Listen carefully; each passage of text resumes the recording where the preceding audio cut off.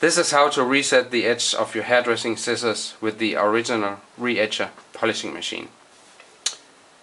First we have the compartment where we have the polishing cream and the chamois cloth.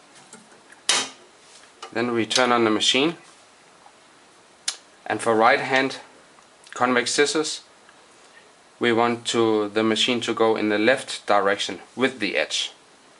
So we turn on the machine, turn it up, put on a little polishing cream. Now to reset the edge, we want to do in about 45 degrees to clean and reset the edge. This is 0 degrees, this is 90 degrees, so we polish in 45 degrees angle. Simply polish along the edge, turn the scissor around, do the other side. Do not close the scissor. Wipe down the blades with your chamois cloth, and the scissor is ready to cut again like new.